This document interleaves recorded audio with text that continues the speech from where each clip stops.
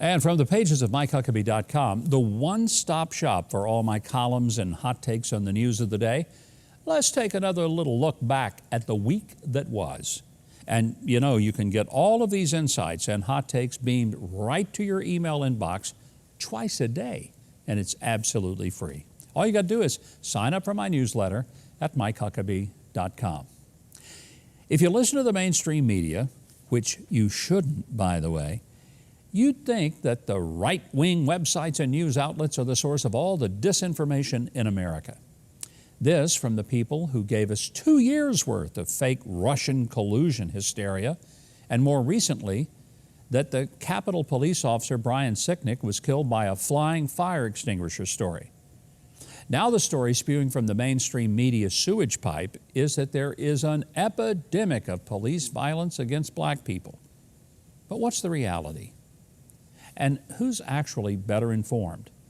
Liberal CNN viewers or conservatives? Kyle Becker over at Trending Politics took a deep dive into the actual numbers of police-involved shootings and what people of different political persuasions guessed about what those numbers might be.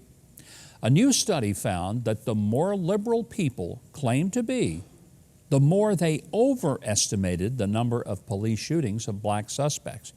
In fact, to a staggering degree.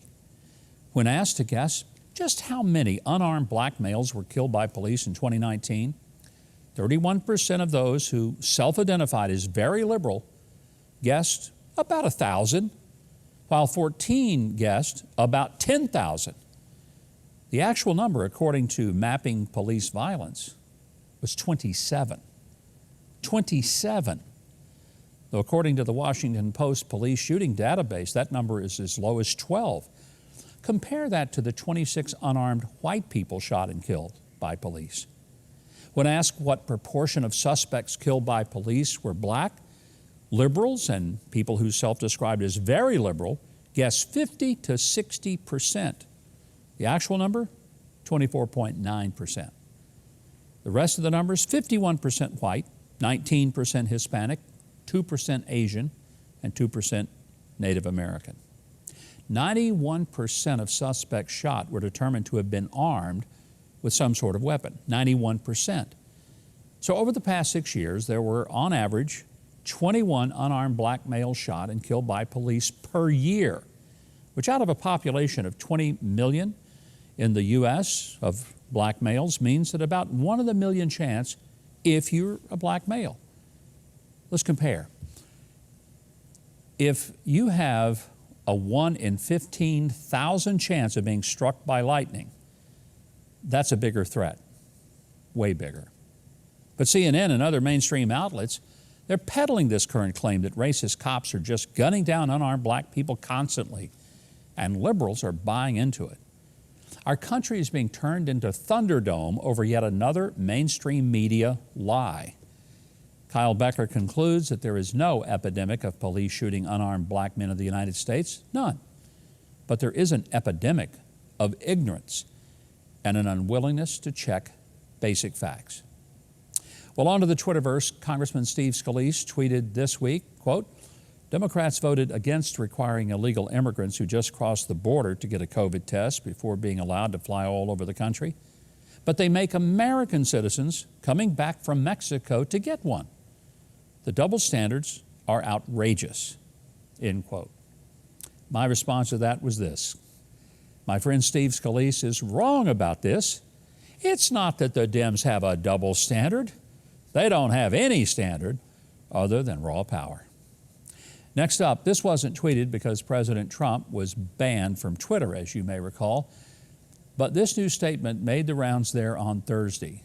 Here's what the former president said about LeBron James, and I quote, LeBron James should focus on basketball rather than presiding over the destruction of the NBA, which has just recorded the lowest television ratings by far in the long and distinguished history of the league. His racist rants are divisive, nasty, insulting, and demeaning. He may be a great basketball player, but he is doing nothing to bring our country together, end quote. Kind of hard to argue with that. President Trump put out that statement about a day after LeBron tweeted and then deleted a photo of a Columbus, Ohio police officer involved in the fatal shooting of a knife-wielding teenage girl with the caption, "You're next," #accountability. I wonder if LeBron will face any accountability for threatening a police officer who saved a black girl from being stabbed. Probably not. I posted this on Twitter this week. LeBron James needs to apologize to the Ohio cop he smeared, or if not, he should tell us which black life mattered. The girl about to be murdered with a knife in her neck, or the girl who was poised to commit the murder despite orders to stop. Jason Whitlock added, LeBron James, like other elites, is using racial division as a distraction as elites reshape America to be more like communist China. Elites prefer communism. Millionaire elites are protected by communism. They're the talented 10th. W.E.B. Du Bois promoted. You're being played. Finally, here's a shout out to Beth and Rick Hutchinson and their 9-month-old son, Richard, poised to set a new Guinness World Record. Richard was born prematurely at 21 weeks. He was just 10 inches long, and he weighed less than a pound. Doctors gave him a zero chance of survival. But with the help of Children's Minnesota Hospital in Minneapolis, and I'm sure a lot of prayers, he's being called a miracle baby. He's now 24 inches long, and his mom says he's a happy little amazing person. After his first birthday, he will officially be recognized as the smallest baby ever to survive. It's a testament to modern medicine. Baby Richard's will to live, his parents' and doctors' refusal to give up on him, and also to the fact that every life, even the smallest, is sacred and precious and can grow up to be a blessing to the world if only given a chance to live. Well, until next time, these have been the facts of the matter. Thanks so much for watching, and I hope you enjoyed that video. If you did, be sure to leave a like, then subscribe, and hit the notification bell below. Now, if you didn't like it, you ought to find a Ben Shapiro video to detox you with more facts.